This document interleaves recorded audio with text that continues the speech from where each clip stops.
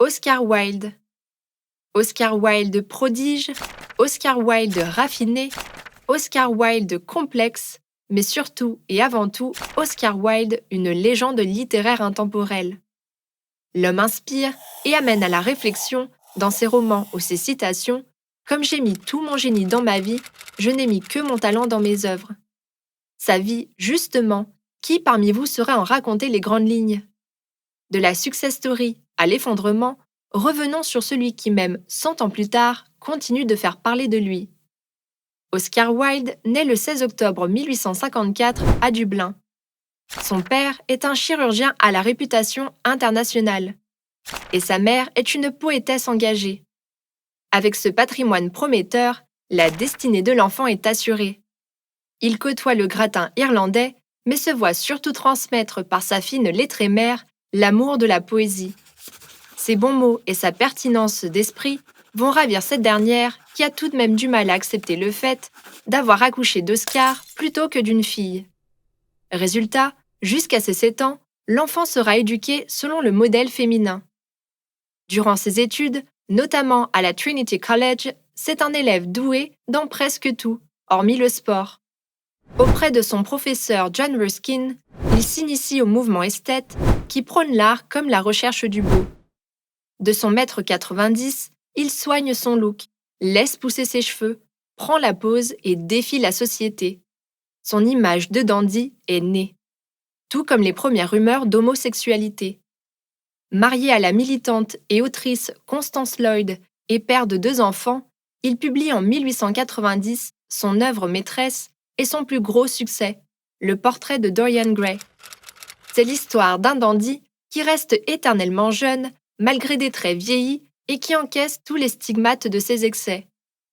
Oui, ce personnage, ça pourrait être lui. Bien qu'il déchaîne et choque la haute société, il compte néanmoins un admirateur, Lord Alfred Douglas, avec qui il naît une relation passionnée et assumée au grand jour.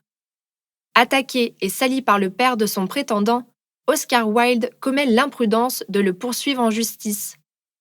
Pure défense ou simple révolte? Quoi qu'il en soit, l'écrivain perd son procès le 25 juin 1895 pour acte homosexuel et récolte 2 années de travaux forcés obligatoires.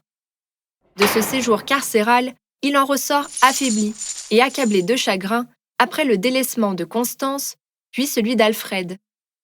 Il se réfugie en France, mais se fait malheureusement rattraper par ses anciens démons, l'alcool et les drogues. Sa déchéance prend fin le 30 novembre 1900.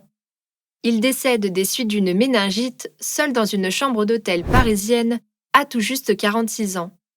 Alors qu'à l'époque, il évite de peu la fosse commune, son tombeau figure aujourd'hui parmi les plus visités du cimetière du Père-Lachaise. Oscar Wilde l'avait prédit peu de temps avant son décès: « Je meurs, comme j'ai vécu, largement au-dessus de mes moyens ».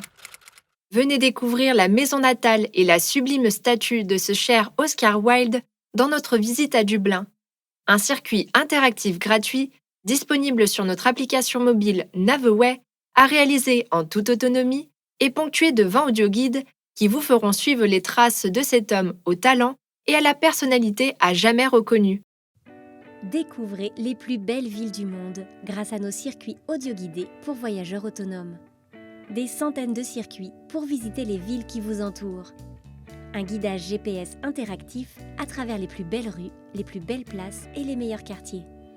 Des audioguides immersifs avec des commentaires historiques, des anecdotes et quelques mystères.